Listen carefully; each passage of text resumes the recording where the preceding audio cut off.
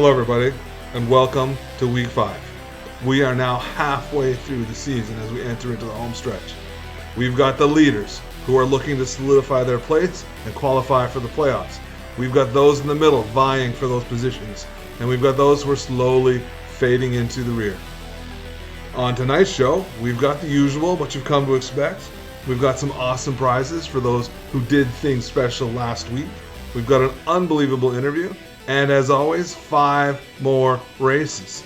So stay tuned, folks. It's only getting better every week. So sit down, strap in, and here we go.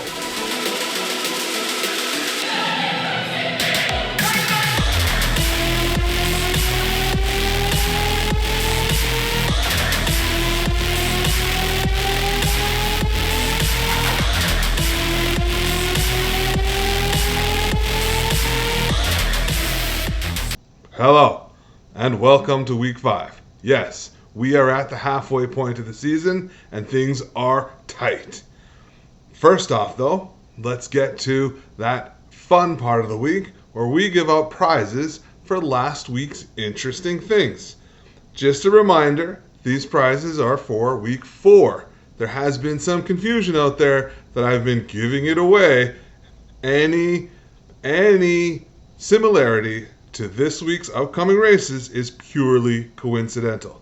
Alright, so let's start out with the Orion Realm. Who's going to win last week's prize? Well, that week's prize is going to go to GW. GW wins the He Finally Did It. He finally got back to where he belongs, and we were worried award. GW reclaiming his place at the top of the podium was only a matter of time. Congratulations, buddy. Next, from the Andromeda Realm, we're going to give last week's 50 Glimmer to Smoles. Smoles wins the Go Buy Yourself Something Nice award. Poor Smoles has been at the back of the pack every single week. Maybe he can get an employee discount over there at Moonbeans. Next, in the Draco Realm, we're going to give last week's award to Abbas. Abbas wins the most entertaining week away from the track.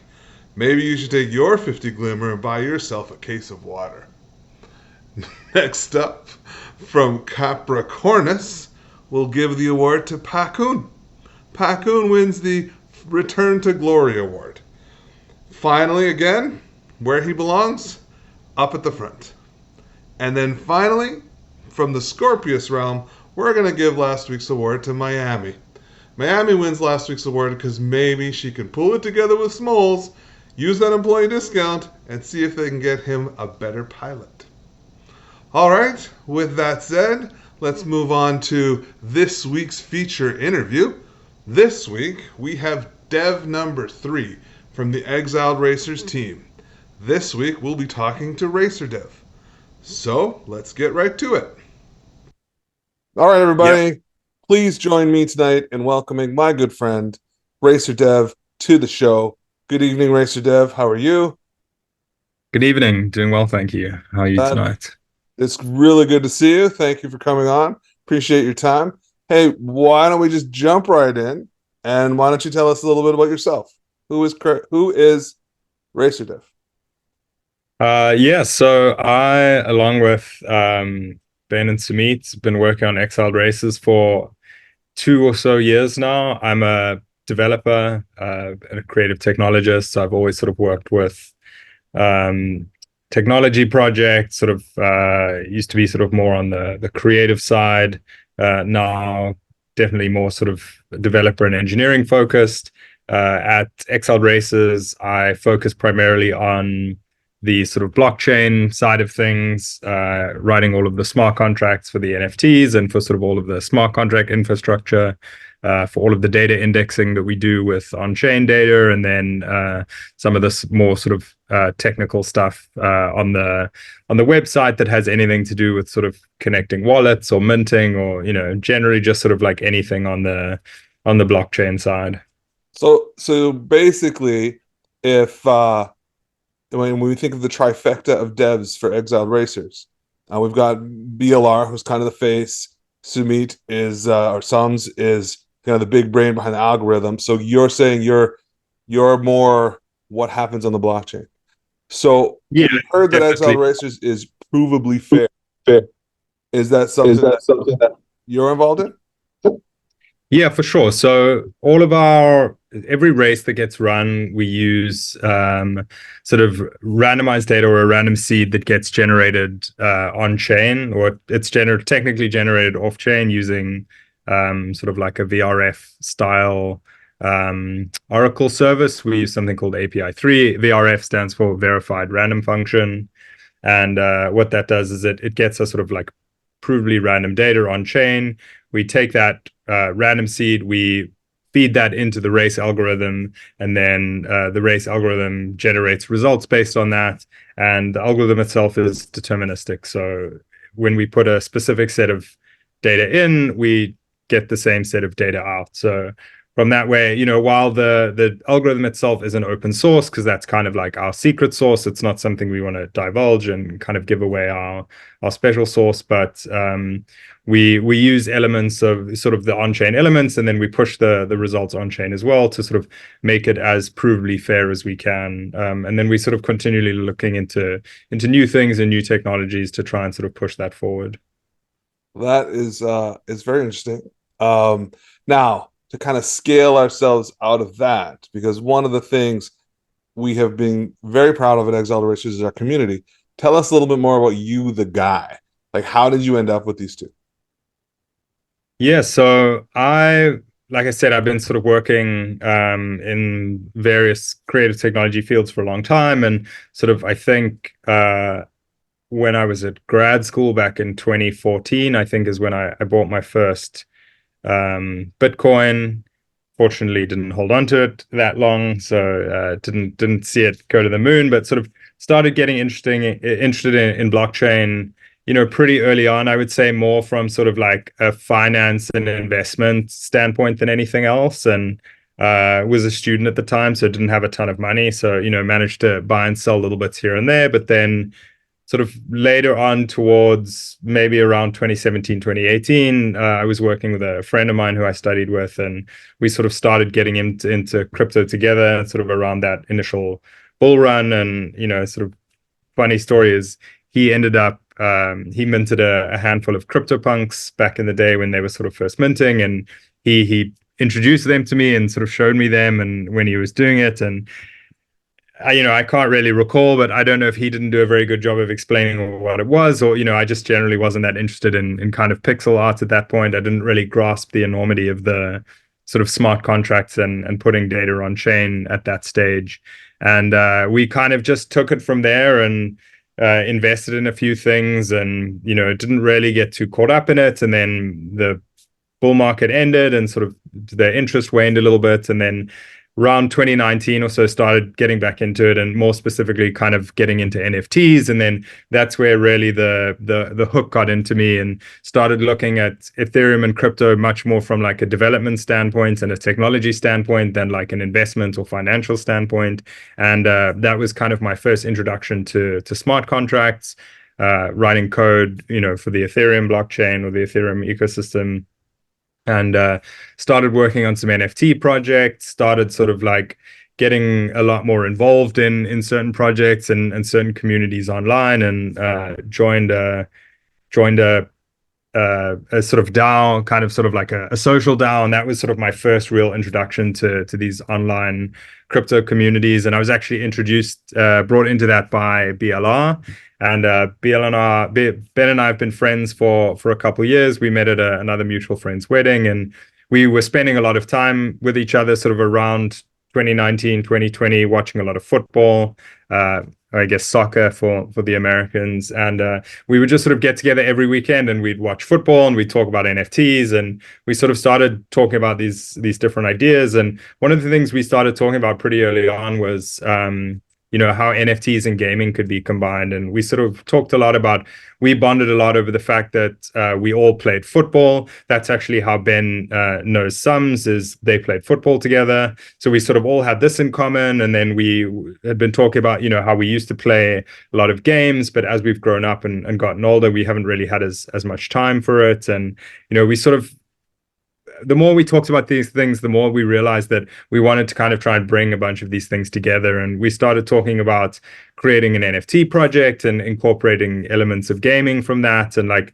that's really kind of where we started, is sort of thinking about how we could use NFTs kind of as trading cards or as different like assets in games. And then just the more we thought about it, the more this sort of idea of racing evolved. And we kind of started out with a very rudimentary version of Exiled Races, which at the time was called Crypto Space Races. And it was a much, much simpler, much more sort of rudimentary 2D style arcade game. And then we really started, when we feel like we had something going, we kind of poured a lot more effort and thought into it, and went and found some really amazing creative partners who were able to sort of like bring that creative vision to life, especially with the NFTs. Now, it's funny you bring up CryptoPunks, because I remember seeing that come across my Twitter feed and just having no idea and thinking, who, why, right? Like, why would somebody want these things? And I remember it was missing out on that, which is one of the exiled racers like, oh, this is the time, right? And what amazes me is it has nothing to do about financial gains at this point. It's all about the fun we're having and the fact that we can have fun with you guys in it as well. So you're participating right alongside us. Yeah, and I think that's such an important part of it, is one of, this is where I sort of want to give like full credit to this friend of mine who minted this CryptoPunks. Is like, it would be very easy for me to turn around and say like, oh, he just got really lucky and it was sort of right time and right place. But the reality is that like he did it not because he had sort of this incredible foresight and was like, oh, one day these things are going to be worth hundreds of thousands of dollars. Like he got into it because he was just genuinely, he loved the pixel art aesthetic. I think he really sort of got the idea of like digital assets and digital ownership of the time, and like that was a concept that at the time like really appealed to him, and he just got into it because he loved it. And he's sort of nerdy in his own way like I am, and it really appealed to him. And I think that's something we've tried to do with Exiled Races, is sort of create this sort of universe and story around it that kind of gets us and draws us in. And one of the things that we got really excited about at the beginning is, before we even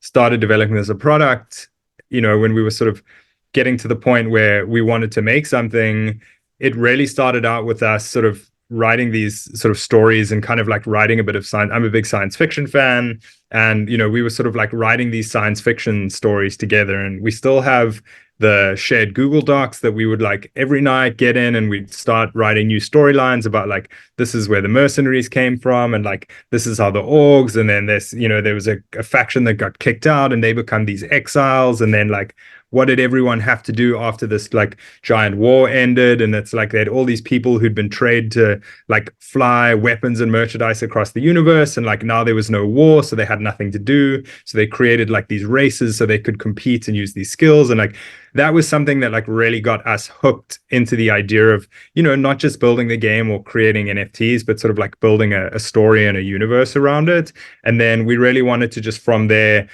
put that kind of love and attention into the NFTs. And then once the NFTs were launched, put that kind of love and attention into the game.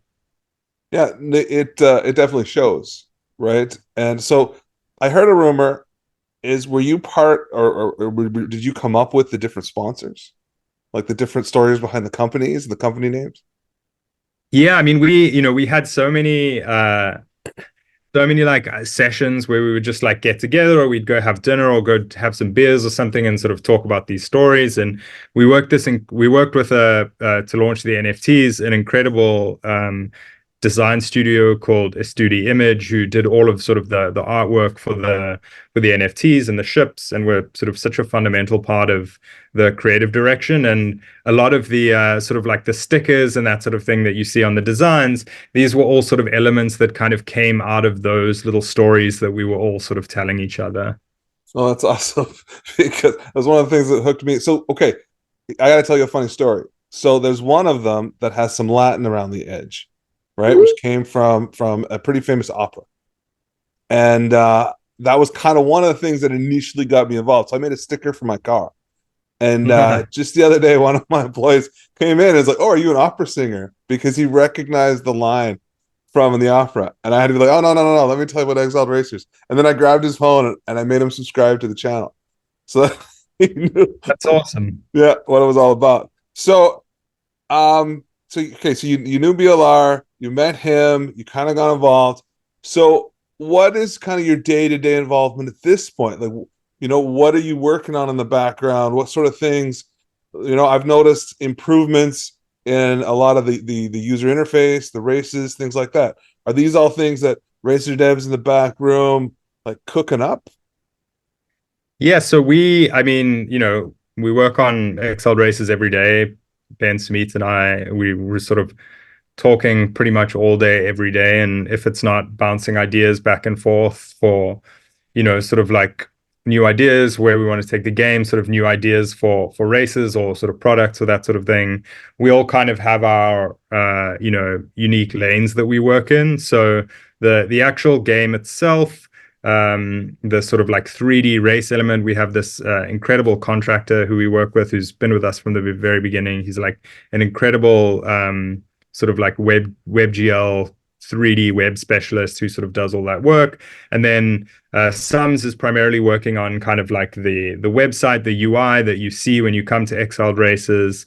The work that I kind of do is I'm sort of a little bit more in the background. I build a lot of like the infrastructure, a lot of sort of the way that we interface with a lot of the race data, and that sort of thing comes from the work that I do. I'm also sort of working on when I'm not working on blockchain and smart contract stuff, I'm doing a lot of stuff to support the work we're doing on specific launches. I think one of the things we do really well, which, full credit to Ben, is we're sort of continually launching features and sort of like working on new things to try and improve the product. And even if I'm not directly involved in developing some of those features, I work very closely with supporting them. We're a small team. It's only 3 of us. It's a lot of work to do for 3 people. So we kind of tend to just pick up and help out wherever we can, even if it's not necessarily our area of expertise. But for the last, I would say, couple month or two, I've been working on some sort of pretty secret stuff. I've been working on a bunch of new sort of smart contracts and some new protocol stuff that's hopefully going to unlock and enable some really great new features for the game in the coming months. Hopefully, we'll have something to show from it in the early parts of next year. So this is probably the perfect place to talk about secret stuff. From what I understand, BLR is off celebrating Christmas now, so feel free. Uh, so, in terms of the features, things like that, things you've worked on, one of the highlights of the Exiled Racers experience was the Mint site, and tell us a little about how that came to be. Like, that is probably one of the best Mint experiences one can have. And so, what kind of led to that? How did that come about? And whose idea was it to hide Space Invaders in the background? I think we wanted to make, this kind of goes back to what I was saying earlier about we really wanted to put the most amount of effort and make everything, do it as well as we can. I think around the time, we sort of started thinking about the project in kind of like the height of the NFT bull market. And what we were seeing was just like a lot of really low effort projects that were like, perhaps minting and making a ton of money, or they were just like on the surface, they looked really good. Like people would launch some sort of like previews and they would get 20,000 Twitter followers, and they would build all this hype, and then they would have a mint and they would make all of this money from it, and then they would reveal, and it ended up looking like total shit. And we were just seeing a lot of that, and we kind of decided from very early on that we wanted to sort of try and do things right. Like we weren't going to do it unless we were going to do it right. And we took that approach with everything. We did it, with the artwork. I think, I'm obviously biased because I'm on the team and I'm super proud of the project, but, I still think our pilots, the quality of those PFPs is amongst the best of really, I mean, any PFP project I've seen. It's crazy. We often talk about if we'd launched that just as a PFP project 6 months before on Ethereum or something, we saw projects like Mechaverse who minted out and made something like $20 million. And really when you see the full collection, it ends up being like, they're not really very unique. The quality isn't really that high, and a lot of it was built off of hype. And we were very conscious about not wanting to do that, and sort of like not wanting to build hype and then not deliver. So we tried to infuse that philosophy in pretty much everything that we did, and that started with the NFTs. And like really, your first entry point to that was the Mint experience, and we wanted to show people that we could have very easily, like a lot of projects do, is you just clone a template of a website, you put a mint button there, and like that's really all you need to do as far, from a technical standpoint. But we really wanted it to be kind of an entry point into the Exiled Races universe, and sort of give people a taste of like, one of the things we love doing is storytelling, and we want to sort of like bring you into this experience and get you started off and like, make you feel like you're a part of this world. I think a big part of it as well is, and this kind of goes back to what I was saying, is we knew we kind of knew we were biting off more than we could chew, and that we planned on launching these three really high tech, really super high quality NFT collections all at the same time. And we knew we weren't going to be able to do it all at once. So we wanted to kind of gamify that experience and be able to engage people over a longer point of time. So that's where the idea for the mint passes came from. And the fact that, through your pilot mint pass, when you went through the mint experience, that unlocked your racecraft. And then once you had your racecraft, the next portion of the mint experience was that. And we also wanted to make sort of the console or the terminal that you came to, like hiding things like Space Invaders. If you're a developer or you've ever used Linux, you can sort of play around the console, and there's a few sort of Easter egg commands and stuff that you can play with. And we kind of just wanted to show people that we wanted to build high quality products just for the sake of creating the best possible experience, not because it was necessarily going to, make anything that much better or that much different, but we just wanted to show people that like we really care about the product that we're building, and we want to make the experience as good as possible. Yeah, no, and I think everything to this point demonstrates that, right? From the mint process, from the quality of the art, from the game, how much fun it is, how quickly you respond to stuff we come up with, and then move forward. And honestly, most importantly, the fact that you enjoy it as much as we do. Like we have our league, and you guys are all right there in it. You're all right there with the banter, competing, the whole thing. And I don't think you find that really in many other places. And I think that's kind of the secret sauce. You're talking about the secret sauce of the algorithm. I think the secret sauce of Exiled Racers is you guys, and kind of that unique thing you've brought to the table. You Yeah, I know? mean, thank you. That's very kind of you to say. I think it goes without saying that if you're going to work, put so much time and effort into something, then you've got to kind of love what you're building. And you know crypto is a really interesting and can be a very difficult space to build in, because people have these sort of preconceived notions about it. And obviously, especially with NFTs, especially around the time that we launched, and you know a lot of people don't, we see them as game assets, and like an integral part of sort of like the game and the ecosystem. But you know there's also people that just want to buy them in the hope that the value is going to go up and they're going to flip and they can move on. And you're always going to get people who buy them at a certain price, and if the price goes down, like pretty much every other NFT has, then that's going to upset people. And we get it, we understand. There's not much. We've also been of the opinion that like we're never going to do anything to try and like artificially inflate the price of any for the sake of it. Like our you know our primary goal as a team and as a company is sort of the long-term sustained success and growth of this. And it also takes time to build a product, right? And especially with a small team, like we're not going to be able to do the same thing as teams that have huge teams, multiple developers and business development people and all of that sort of thing. So I think in terms of like the amount of resources we have a lot of our output is exceptionally high. And I think also people have preconceived notions about like we only launched an NFT project to make money. Like, I mean, I can tell you this, I didn't this hasn't been like a financial windfall for me. Like for the first year or something of the project, we earned no money from it. The money from the mint is still sort of sitting in a vault somewhere. It's like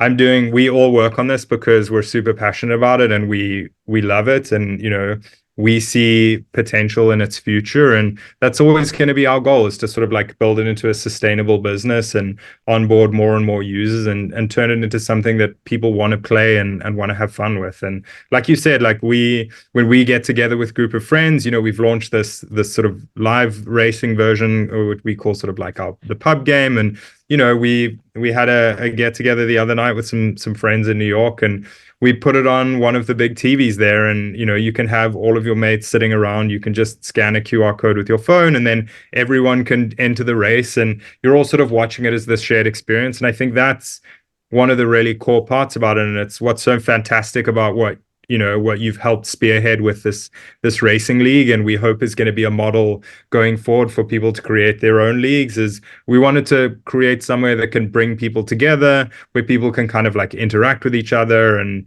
just sort of build a community around it. I think a lot of the time, especially in crypto, community is built around wanting token to go up or sort of when airdrop. And we're really proud of the fact that, we're building a community, albeit sort of slowly and organically, but it's around people who like genuinely care about the product and enjoy playing the game. And, we hope to just bring more of those people in over time. Mm-hmm. Well, it's funny. I think from the industry perspective as a whole, just look at Larian Studios and Baldur's Gate, right? Like a small team with passion can bring something that revolutionizes everything, right? And I think almost feels like we're at the very beginning, the early seedling of something like that. This has so much potential for just people to enjoy that it feels you just want to see the next thing, right? See what's the next thing, what's coming, who's coming, how's it going to grow, right? So, time's running short. So I want to now ask you a couple things. You are in the same realm as Sums and unfortunately and Nadine and By No Evil, but you guys have Chris Beck, right? Like, Yeah. is someone gonna beat that guy? Are you guys going to make it through? Is Sums gonna beat you? Are you gonna let Sums beat you? I don't know. I'm hoping that the race tomorrow goes a little bit differently. I'm still sitting there with no wins. So I'm gonna mix my stack up today and see if I can try and eke some more performance out of this particular track. But I think that's also part of the fun of it, right? Is we were really intentional about trying to build a system that's not super easy to just game. Or Chris Beck's obviously got his stack finely tuned, and he's got all the right things. But hopefully, as we sort of introduce these new elements into the game, and especially the stuff that I'm building on, I'm busy working on now, hopefully that's going to make it a lot more interactive and dynamic, and sort of allow people a lot more flexibility, and trying to think about how to say this without giving too much away. But how to try and make it a lot more competitive. Because I think right now, one of the things we designed Exiled Races in such a way that like we didn't want it to be pay to win. We Mm. didn't want somebody to just go and be like, I have the most money, therefore I can get this, and I can guarantee the best stuff.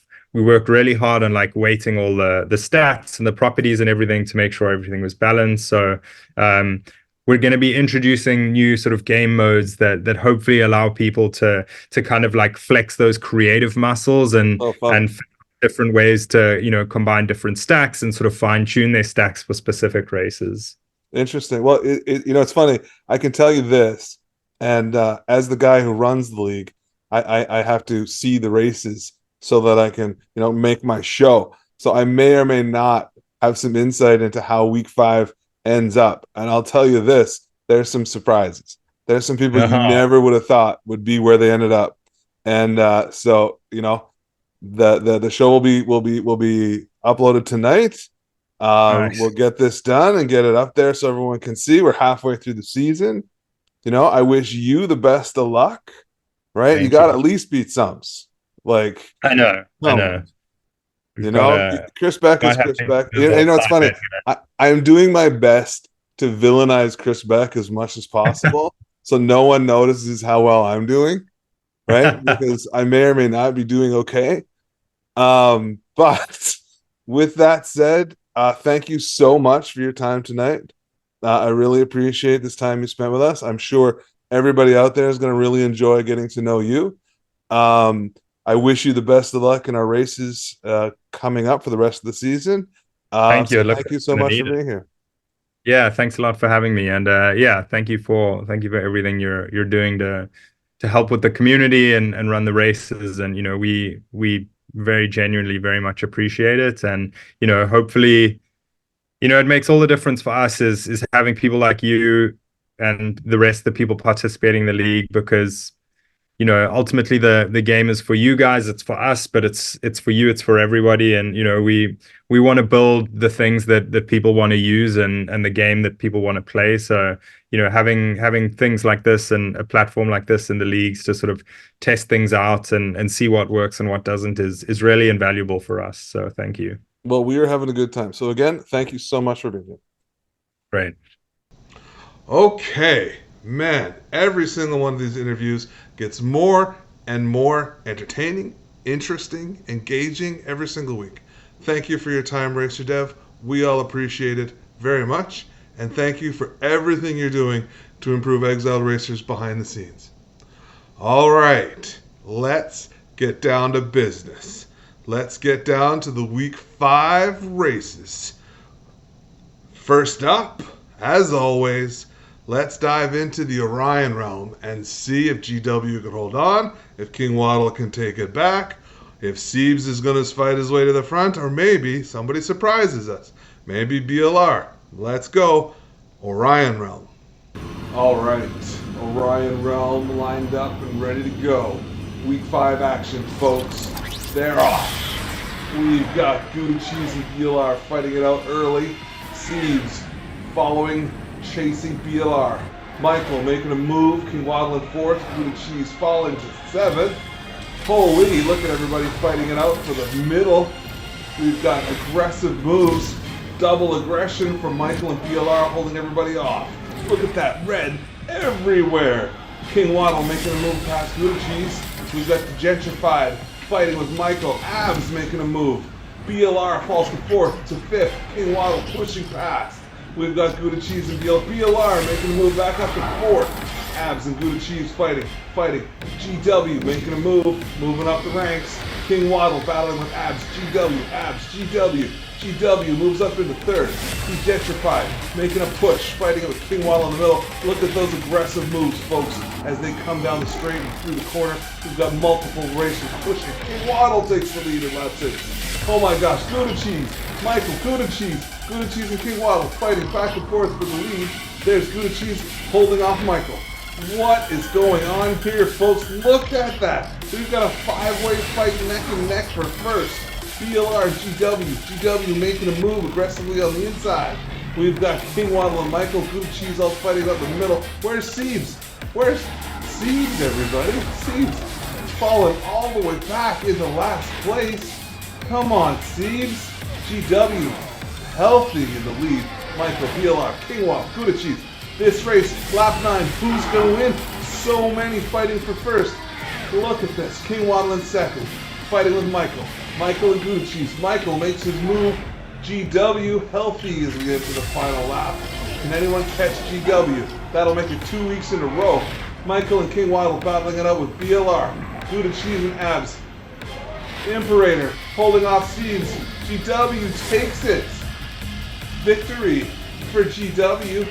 Followed in 2nd place by Michael, I think. Yes. Michael takes 2nd and BLR holds off King Waddle for 3rd.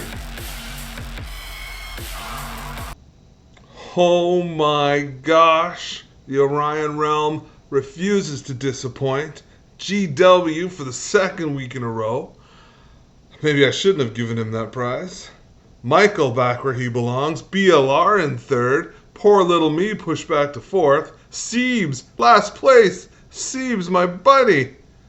Well, it's only going to get more intense from here. let's move on. Let's see what's going to happen in the Andromeda realm. Okay. Orion was intense. What does Andromeda have in store for us here in Week 5 of the King Waddle Racing League? Everybody off neck and neck at the start. Nadine pushing through. Laodician passing on the inside. Aggression everywhere. Everybody wants to win this race this week, folks. Chris Beck makes his move past Laodician into first, but Laodician holds him off. Laodician and Chris Beck aggressively battling back and forth, but Laodician cannot hold off Chris Beck, and Racer Dev making a move as well. Racer Dev takes the lead. Racer Dev taking that interview energy right into the races. We've got Laodician, Sums, and Decup all fighting it on the middle. Nadine has fallen all the way into last place, folks, even behind Smalls. Eat My Dust, Tycho, Decup all fighting out with some aggression in the middle. There goes Decup through the corner. Holy folks, Sums pushing. There's that sneaky Sums, never out of a race. Sums, Chris Beck, and Laodician all chasing Racer Dev. Racer Dev with a little aggressive boost can't hold off Chris Beck. Decup, Laodician fighting out in the middle. Eat My Dust is falling back. Nadine all the way in the back. Last place. What is happening here? Chris Beck in the lead, followed by Racer Dev. Sums, Decup making a move into third. Laodician following back into fifth. Eat My Dust trying to push. We've got Chris Beck well in the lead, followed by Racer Dev and Sums. Oh, somebody just made a move. Sums. We've got Sums and Decup in the corners. Laodician trying. No one can catch Chris Beck. No one at all. We've got Racer Dev, Sums, Decup fighting over Laodician. Where's Nadine? Nadine. Chris Beck in the lead, healthy in lap 10. Likely to take it unless Racer Dev can make a move. Racer Dev pushing, nope. Chris Beck followed by Racer Dev and Sums in third, and Nadine all the way in last place.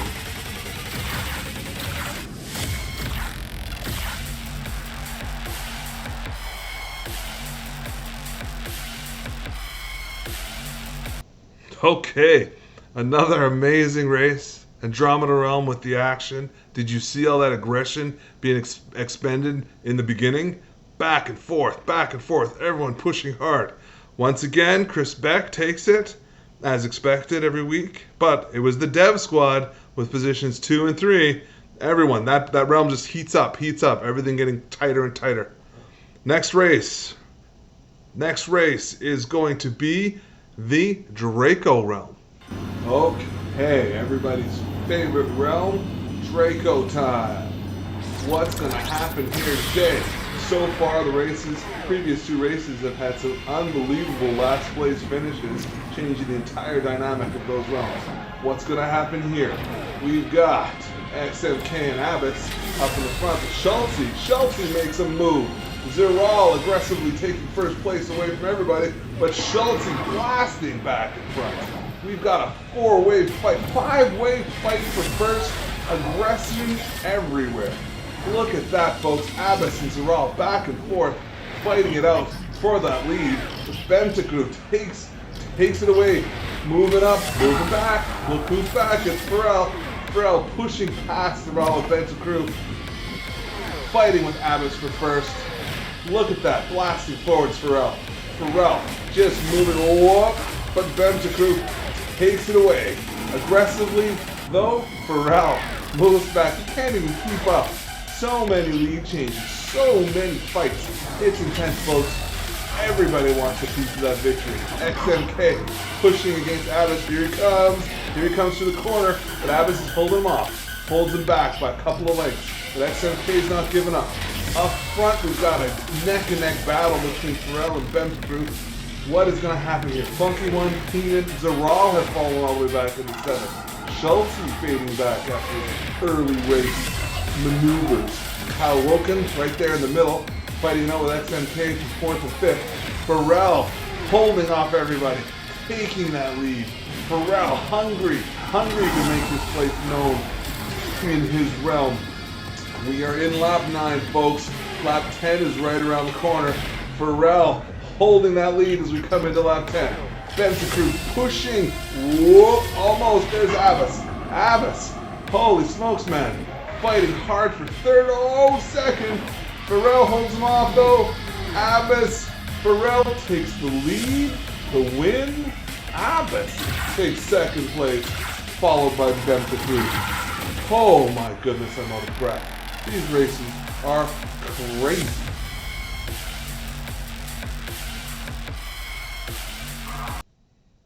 Another unbelievable race. Farrell back in the lead where he belongs. Abbas, well done, sir. Something's fueling those engines this week. Second place. And Bentacrude with third. Well done, everybody. Again, the standings in this realm only get tighter. My little buddy, Zarel, fell back. Sixth place. Come on. Hold on to that lead. You can do it. Next race. Capricornus. What do you have in store for us? Okay, Capricornus lined up, ready to go. What's Capricornus going to give us, folks? Everyone neck and neck halfway through lap 1. Bullet takes first with a bullet. Easty takes it away from him. Easty, a bullet blasting forward aggressively. Holy moly. Oh, functional, liming them. Noidamaro all in the middle, battling it out. Oh, functional, a bullet, fighting them. Oh, my gosh. 1, 2, 3, 4, 5, 6, 7 racers fighting for first. Red everywhere. Aggression everywhere. Oh, functional makes a move on the outside. Oh, functional takes the lead, but Bullet, the Misfits. Bullet, the Misfits. Noida Moro's making his move up into third. Noida Moro up into second. There's Noida Moro for everybody else. If Noida Moro's going to take it, we've got Bullet and Limington Pacoon falling back into sixth place. Maxby way back in last. What's going to happen up front? We've got the Misfits. Where'd the Misfits come from? Oh, functional. There he is in second place. Halfway through the race, lap 6. Noida Moro fighting in third. Noida Moro and Oh Functional back and forth. The Misfits holding them off. Noida Moro aggressively pushing, but the Misfits just stays ahead. We've got Oh Functional and Bullet now. Bullet making a move up to fourth.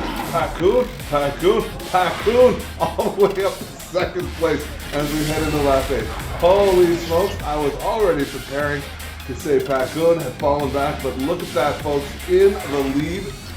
Man, that guy's brilliant making his moves. Lap 9, Pacoon, the Misfits, Moro, Oh Functional falling back, Limington making the move. Max Speed, Super DuPont, Easty way back in the rear. Easty falling back. We've got Pacoon in the final lap. Pacoon holding everybody off. The Misfits chasing him. We've got Noidamore and Limington back there fighting it out for third. Pacoon commanding lead as we finish the race. Pacoon takes it. Misfits in second. Noidamoro on the podium in third.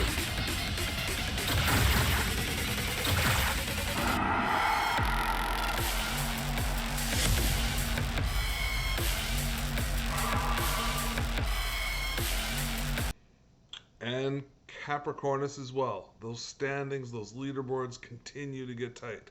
Pacoon with another victory. Well done, sir.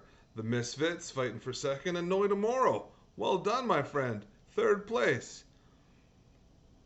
The drama just never ceases to the point that I am speechless. Looking forward to the fifth and final race of week 5, which will bring us to the halfway point. The Scorpius realm. All right, fifth and final race of the night. Hopefully I can catch my breath after the last one. Every race this week has been an unbelievable battle. What do we have here? We've got M&EK taking an early lead. Everybody else fighting it out for second. We've got JL Maxi in the lead. Well done, JL Maxi. Takes it in the first, but then falls back quickly into second. Third, Mia pushing forward into the front. Big Crippen elbowing JL Maxi out of his way. Devo Sick pushing hard. We've got up there in the lead Miami and Devo fighting it out. Miami. Big Crippen always sneaking around in third, trying to make his move. M&EK coming up. JL Maxi in fifth.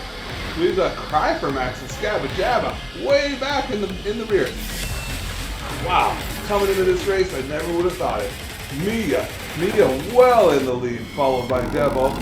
Big Crippen, though, makes his move up past JL Maxi, who was in third. JL Maxi's fighting it out with the leaders. What is going on here, folks? Big Crippen in second. Mia just holding on to a lead. Not even a care in the world. Everybody's in her rearview mirror today. We've got Big Crippen keeping Devo behind him. We've got JL Maxi in fourth with Misha. Oh, Emanike pushing past them both. Misha making his move. JL Maxi's falling back into fifth, back into sixth. Scabba, Jabba, and Cry for Max, though, don't worry. They've got a strong hold on the rear. We've got Big Crippen now in the lead. Mia has faded back. Devo sneakily into second. Emanike in fourth, holding off JL Maxi with probably one of her best places in the league season so far. Mia falls back to third. Big Crippen healthy lead in the final lap, followed by Devo trying to make a move, aggressively pushing, but can't catch Big Crippen. Big Crippen takes it, folks, followed by Devo. Mia in third, and what is going on? JL Maxi with a fourth place finish. Congratulations.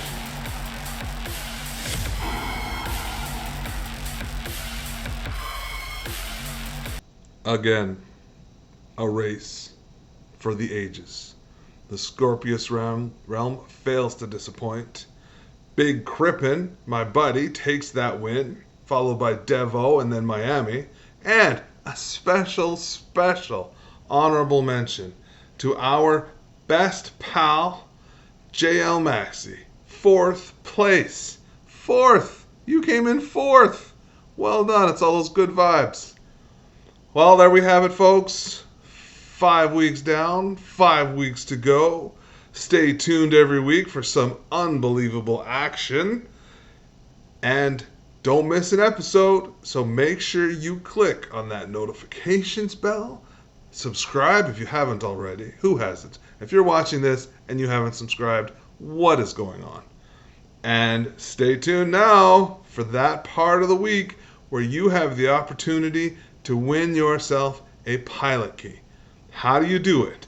Every week you answer the trivia question and you write those down. At the end of the season, I'll give you a way to give me your answers, and then we'll have a draw from those who get it right for that final pilot key. So this week's trivia question is, who came in last place in the Orion realm? All right. Thanks, everybody, for joining me once again. I look forward to seeing you all next week. Thank you very much for watching my little show about our little racing league. Well, there's only big and better things on the horizon for us. With guys like Racer Dev working on things in the background, we can only expect amazing things. So thank you again, and I will see you next week.